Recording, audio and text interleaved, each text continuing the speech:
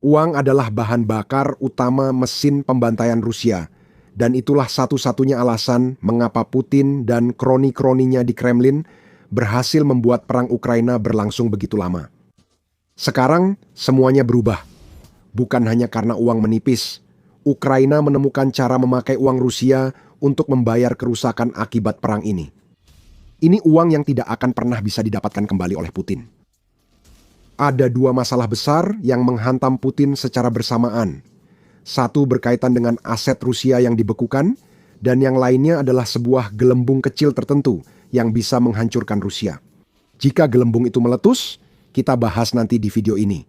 Pertama, ada aset Rusia yang dibekukan dan bagaimana Rusia mulai kehilangan kendali atasnya. Berikut ringkasan ceritanya. Miliaran dolar Rusia yang dibekukan sekarang digunakan untuk mendanai Ukraina, dan Ukraina tidak perlu membayar kembali $1 pun dari uang yang digunakannya. Inti dari cerita ini adalah 210 miliar euro atau sekitar 247 miliar dolar yang dimiliki oleh Uni Eropa atau Uni Eropa. Menurut Euromaidan Press, mekanisme pinjaman Uni Eropa telah memberikan Ukraina sedikit ruang bernapas secara finansial yang sangat dibutuhkan saat mereka mempertahankan diri dari invasi Putin. Mekanisme pinjaman ini memakai ratusan miliar dolar aset Rusia yang dibekukan di Bank Uni Eropa dan diatur agar Ukraina tak perlu menanggung pengembalian pinjaman. Begini cara kerjanya. Pada tahun 2025, Ukraina menambah utang publiknya sebesar 47,3 miliar dolar. Itu jelas merupakan kabar buruk, tapi juga sesuatu yang tak terhindarkan mengingat besarnya perang yang dilakukan Putin terhadap negara tersebut. Kabar baiknya adalah, meskipun utang meningkat, biaya pinjaman Ukraina terkait utang tersebut telah dipotong hampir setengahnya. Alasan utamanya adalah uang yang masuk ke Ukraina dari kelompok G7 didukung aset bank sentral Rusia yang dibekukan. Dari 47,3 miliar dolar utang tambahan, pinjaman era yang diberikan kepada Ukraina oleh negara-negara G7 menyumbang 37,9 miliar dolar. Inilah keuntungan bagi Ukraina. Menurut Euromaidan Press, pinjaman era yang diterima Ukraina memiliki masa tenggang 11 sampai 12 tahun tanpa perlu pembayaran kembali. Setelah masa tenggang berakhir, pembayaran dimulai. Ukraina tak akan membayar kembali utang. Negara pemberi pinjaman akan memakai hasil aset Rusia yang dibekukan untuk melunasi utang Ukraina. Ukraina tidak membayar sepeser pun. Sebaliknya, Rusia kehilangan hasil dari aset-asetnya yang dibekukan tanpa kehilangan aset-aset itu sendiri. Ini juga merupakan cara Uni Eropa untuk menghindari masalah hukum yang akan muncul jika Ukraina begitu saja diberikan aset-aset yang dibekukan tersebut. Apa yang kita lihat di sini adalah rencana jangka panjang yang berpotensi bisa diulangi. Jika perang Ukraina berlangsung beberapa tahun lagi, dampaknya bagi Ukraina sangat besar. Berkat pinjaman era tersebut, rata-rata biaya pinjaman Ukraina turun dari 7,2% menjadi 4,55%. Biaya utang luar negeri Ukraina bahkan turun lebih rendah lagi, dari 4,5% menjadi 1,9%, lapor Euromaidan Press. Kementerian Keuangan Ukraina memberikan penjelasan dengan data yang dipublikasikan pada 30 Desember. Secara total, kementerian mengatakan Ukraina berhasil mendapatkan pembiayaan eksternal sebesar 52,4 miliar dolar pada tahun 2025 dengan lebih dari 70% pembiayaan tersebut berasal dari era pinjaman dengan aset Rusia yang dibekukan sebagai jaminan dan pembayaran kembali. Dana lain termasuk pinjaman 12 miliar dolar yang diterima Ukraina dari Uni Eropa. Uni Eropa memberikan tambahan 668 juta dolar kepada Ukraina melalui fasilitas ini sebagai hibah yang tidak perlu dikembalikan. Pembiayaan eksternal Ukraina tahun 2025 sekitar 2,3 miliar dolar berasal dari pinjaman Bank Dunia, Dana Moneter Internasional, dan Jepang. Semuanya mulai terasa agak rumit, jadi mari kita kembali ke pokok utama. Ukraina telah menerima hampir 38 miliar dolar dalam bentuk pinjaman era, dan mereka tidak perlu mengembalikan satu pun dari jumlah itu. Rusia akan melakukannya, dan ini pasti membuat Vladimir Putin sangat kesal, seperti perkembangan besar lain yang akan kita bahas sebentar lagi. Artinya, Uni Eropa kini menguasai sekitar 40% utang Ukraina, yang merupakan kabar baik bagi Ukraina. Beberapa anggota Uni Eropa seperti Slowakia, Hungaria, dan Bulgaria lebih bersimpati pada Rusia. Sebagian besar negara yang membentuk blok tersebut telah berpihak pada Ukraina dan sangat dermawan dalam memberikan dana untuk pertahanan negara itu. Pada 3 Februari, Uni Eropa mengumumkan bantuan kemanusiaan tambahan sebesar 153 juta euro, sekitar 180 juta dolar, untuk Ukraina dan Moldova yang juga berisiko terhadap ekspansionisme Putin. Inti yang ingin kami sampaikan di sini adalah bahwa 40% utang Ukraina sekarang dipegang oleh sebuah organisasi yang benar-benar memahami dari mana utang itu berasal dan bersimpati terhadap alasan mengapa utang itu ada. Meski tanpa pinjaman RA yang dilunasi dari aset Rusia yang dibekukan, sisa utang Ukraina ke Uni Eropa kemungkinan besar tetap dibayar dengan syarat menguntungkan. Hal itu justru membuat Ukraina dan Uni Eropa makin dekat. Ini adalah situasi yang aneh. Utang justru membuat hubungan semakin erat, sepertinya. Atau, mungkin lebih tepatnya, kemarahan yang diarahkan kepada Putin memungkinkan terciptanya mekanisme yang memaksa Rusia membayar untuk pertahanan Ukraina. Dampak uang ini bagi Ukraina sangat besar, menurut Dewan Eropa untuk Hubungan Luar Negeri, European Council on Foreign Relations. Dana Moneter Internasional sebelumnya memproyeksikan Ukraina akan kehabisan dana untuk pertahanan pada musim semi 2026 yang bisa memaksa Ukraina menyerah pada tuntutan Putin. Namun, hal itu kini tidak akan terjadi. Pinjaman RA telah memastikan bahwa Uni Eropa juga menunjukkan dukungannya terhadap Ukraina dengan menggunakan kekuatan darurat yang diberikan berdasarkan pasal 122 dari Traktat tentang Berfungsinya Uni Eropa atau Treaty on the Functioning of the European Union, yang memungkinkan langkah-langkah seperti pinjaman ini diadopsi dengan dukungan hanya mayoritas berkualifikasi dari negara-negara anggota, yang menurut European Council on Foreign Relations berarti 15 negara yang mewakili 65% dari populasi Uni Eropa. Singkatnya, hal besar harus terjadi di Uni Eropa agar pinjaman itu bisa dibatalkan. Veto dari beberapa anggota saja tidak akan berhasil lagi.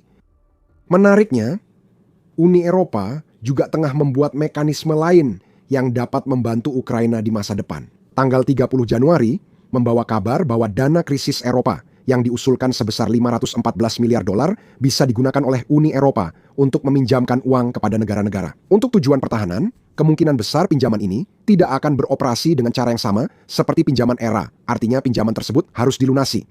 Namun, jika demi kepentingan Eropa, terutama bila Ukraina menjadi anggota Uni Eropa, seperti kata Presiden Volodymyr Zelensky, yang bisa terjadi pada 2027 dana besar, itu dapat membantu Ukraina bertahan lebih lama. Setelah pinjaman ERA habis, Ukraina juga masih punya sedikit ruang bernapas karena pinjaman ERA yang telah diterima akan membantunya mengatasi krisis demografi yang muncul di negara itu sejak Rusia menginvasi. Seperti yang disampaikan oleh Euromaidan Press, populasi Ukraina di wilayah yang masih dikuasai Ukraina telah turun dari 41 juta sebelum invasi menjadi 31 juta. Dari kekurangan 10 juta itu, 2,4 juta berada di wilayah pendudukan, sementara 6,7 juta adalah pengungsi yang telah melarikan diri ke luar negeri. Ditambah puluhan ribu tentara tewas dalam perang, masalah kemanusiaan dan ekonomi pun muncul di akhirnya. Sebuah negara yang kehilangan 10 juta orang dalam 4 tahun adalah negara yang secara alami akan mengalami kekurangan tenaga kerja. Dengan lebih sedikit tenaga kerja, peluang untuk menghasilkan pendapatan guna membiayai upaya pertahanan pun semakin berkurang. Inilah salah satu dari banyak faktor yang berkontribusi terhadap utang Ukraina yang sejak awal sudah meningkat begitu tinggi. Pinjaman yang dibayar dengan uang Rusia tak akan menyelesaikan masalah populasi ini, tapi memberi Ukraina lebih banyak waktu. Seperti yang akan Anda lihat, gelembung yang disebutkan di awal video bisa pecah kapan saja. Ini artinya Rusia mungkin kehabisan waktu lebih cepat dari Ukraina. Namun, ada satu hal lagi yang menghambat semua kabar baik ini, berapapun besarnya ERA. Pinjaman besar untuk Ukraina memang memungkinkan melawan Rusia beberapa tahun lagi, tapi Ukraina masih belum aman. Masalah demografi yang ada saat ini masih akan menjadi tantangan besar setelah perang usai. Hal yang sama juga berlaku untuk utang Ukraina yang telah berada di kisaran 100% dari produk domestik bruto sejak Agustus 2025. Pinjaman RA menyumbang lebih dari 1/5 dari 184 miliar dolar utang Ukraina pada Agustus lalu. Pembayaran kembali tetap wajib dan kemungkinan besar akan berdampak pada Ukraina bertahun-tahun setelah perang. Namun situasinya bisa jauh lebih buruk. Alternatifnya, Ukraina kehabisan uang saat musim semi dan berhenti ada seperti yang kita kenal sejak Uni Soviet runtuh. Dan itu membawa kita kembali ke gelembung itu.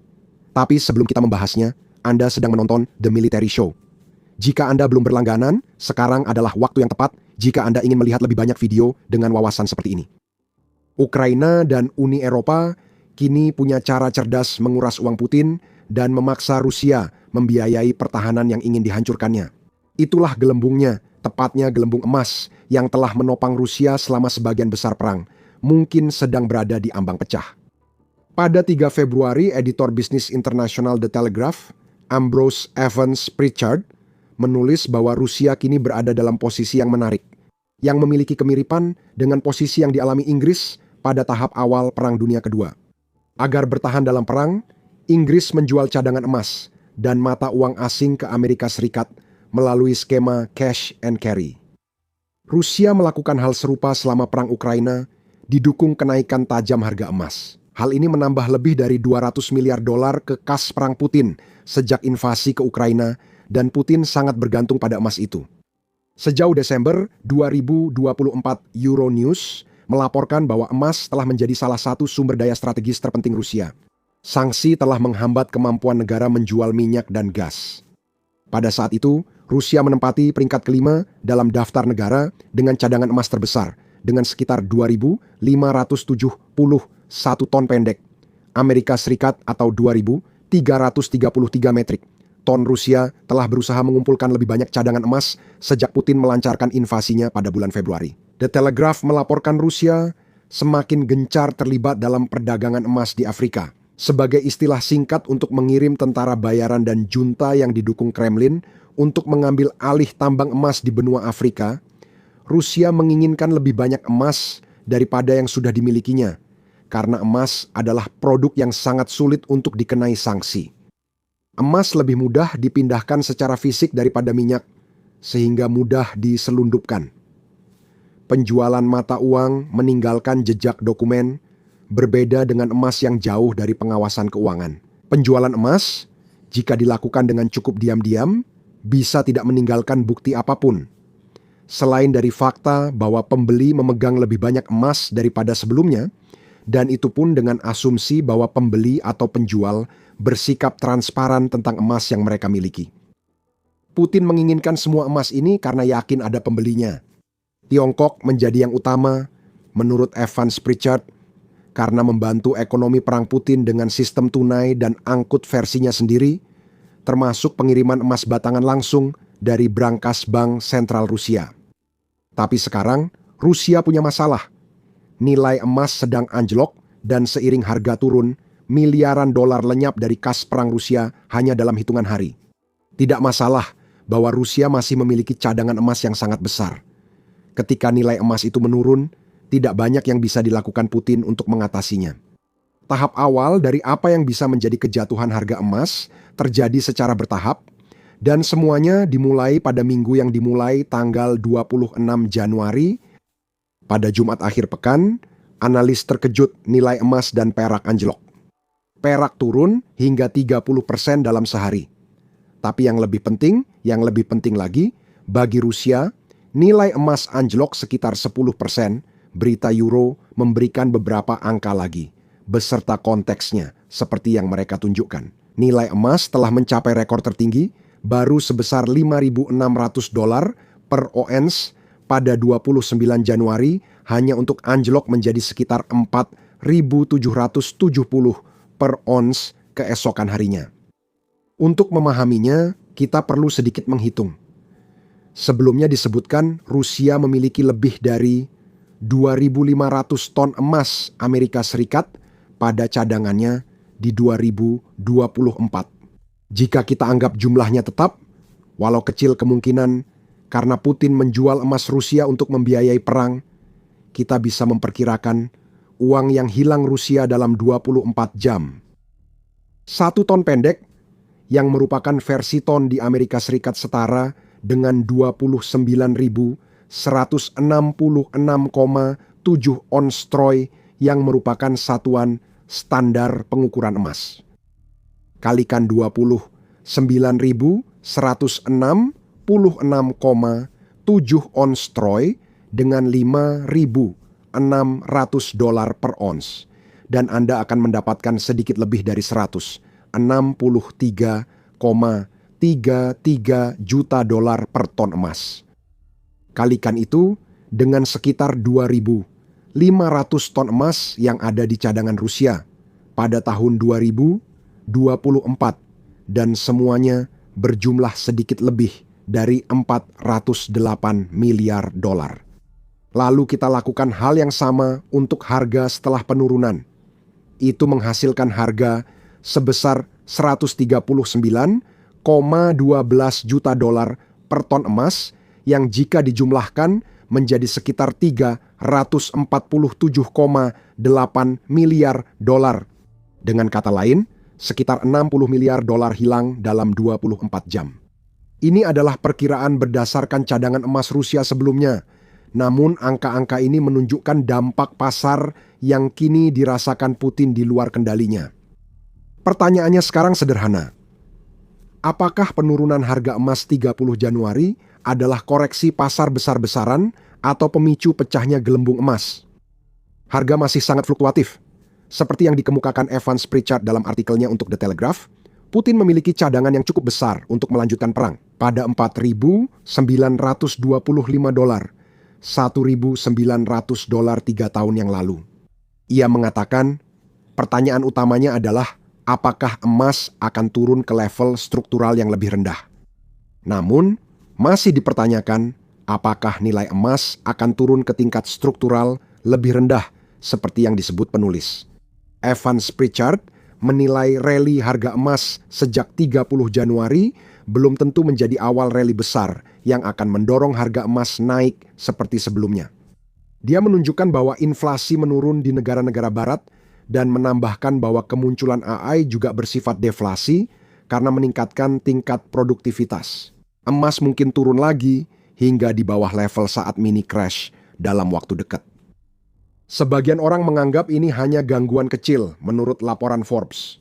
JP Morgan telah menaikkan proyeksi harga emas di akhir tahun menjadi $6.300 per ons, menyatakan bahwa rally jangka panjang emas tidak akan berjalan secara linear. Saat ini, kita mencerna, mengatur ulang, dan mengulangi. Deutsche Bank juga memproyeksikan $6.000 per ons. Putin pasti berharap itu benar. Jika tidak, emas Rusia akan jauh kurang berharga jika gelembung emas pecah. Putin mungkin mendapati ia tak bisa mengandalkan Presiden Tiongkok Xi Jinping untuk menyelamatkannya.